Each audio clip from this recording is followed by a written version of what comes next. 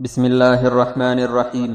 حضرت عیسیٰ علیہ السلام کے حوارین نے ان سے کہا کہ کیا ہی اچھا ہوتا کہ آپ ہمارے لیے کسی ایسے شخص کو زندہ فرما دے جس نے حضرت نوح علیہ السلام کی کشتی کو دیکھا ہو اور وہ ہمیں کشتی نوح کے متعلق تفصیلات بتلائے۔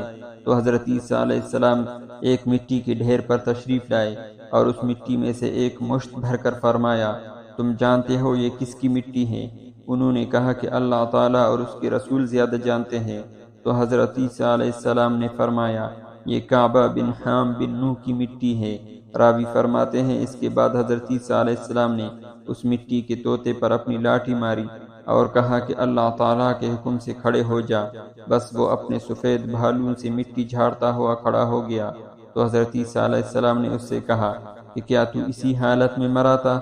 اس نے جواب دیا، نہیں، میں تو جوانی کی حالت میں مرا تھا، لیکن میں یہ سمجھا کہ قیامت برپا ہو چکی ہے، جس کی خوف سے میں بوڑھا ہو گیا۔ تو حضرت عیسیٰ علیہ السلام نے اس سے کہا کہ ہمیں حضرت نوح علیہ السلام کی کشتی کے بارے میں تفصیلات سے آگاہ کریں۔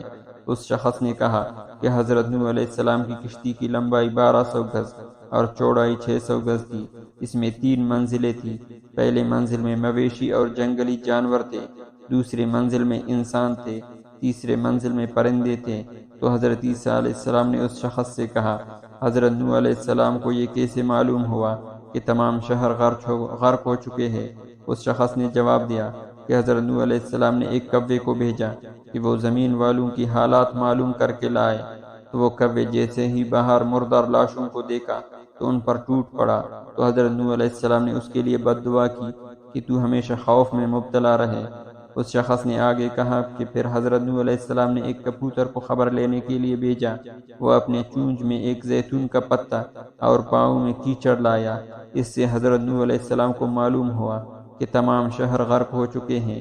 تو حضرت نوح علیہ السلام نے اس کبوتر کی گردن میں ایک ہری شاخ کا ہار ڈالا، اس کے لیے دعا کی کہ تو ہمیشہ خوشی اور امن میں رہے۔